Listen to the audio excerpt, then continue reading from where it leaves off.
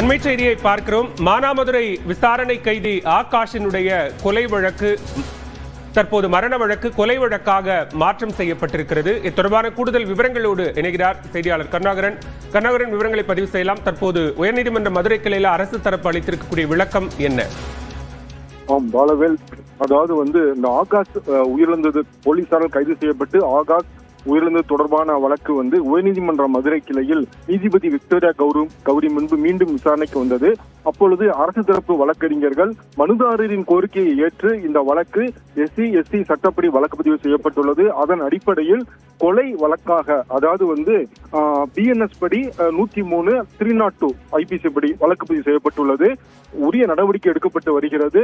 தொடர்ந்து CBCD போலீசார் விரைவாக நடவடிக்கை எடுத்து வருகின்றனர். எனவே மனுதாரரின் கோரிக்கை நிறைவேறிவிட்டது. அவர்கள் போராட்டத்தை கைவிட வேண்டும் என்று வலியுறுத்த வேண்டும் என்று வாதிட்டார். இதைத் தொடர்ந்து அரசு தரப்பு வழக்கறிஞர் மனுதாரர் தரப்பு வழக்கறிஞர் கூறுகையில் உடற்குறைவு அறிக்கையை நாங்கள் பார்த்தோம். அதில் 20 காயங்கள் உட்பட கால் உடைப்பு மற்றும் 20 காயங்கள் உள்ளது. மேற்படி பெரும்பாலான சந்தேகங்கள் ஏதும் இல்லை. எனவே உடலை இன்று மாலைக்குள் நாங்கள் பெற்றுக் கொள்கிறோம், ஆட்சேபம் இல்லை. ஆனால் இனிமேல் இது போன்ற சம்பவங்கள் நடைபெறாமல் இருக்கவும் பிரேத பரிசோதனை அறிக்கையில் உரிய வழிகாட்டு நெறிமுறையை வகுக்கவும் உரிய உத்தரவு பிறப்பிக்க வேண்டும் என்று வாதிட்டார். இதைத் தொடர்ந்து நீதிபதி பிறப்பித்த உத்தரவில் கொலை வழக்கு பதிவு செய்யப்பட்டுள்ளதால் மானாமதுரையில் தேசிய நெடுஞ்சாலையில் 3 நாட்களுக்கு மேலாக நடைபெறும் போராட்டத்தை உடனடியாக விலக்கிக் கொள்ள வேண்டும்.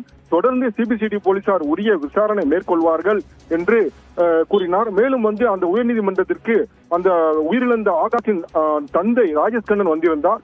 அவர் குற்றவாளிகளை உடனடியாக கைது செய்ய வேண்டும் என்று வலியுறுத்தினார். சட்டப்படி உரிய நடவடிக்கை எடுக்கப்படும் என்று நீதிபதி உறுதி கூறினார். வழக்கு விசாரணை 2 நாளுக்கு ஒத்திவைத்து உத்தரவிட்டனர். பாலவேல், விவரங்களுக்கு நன்றி கருணாகரன்.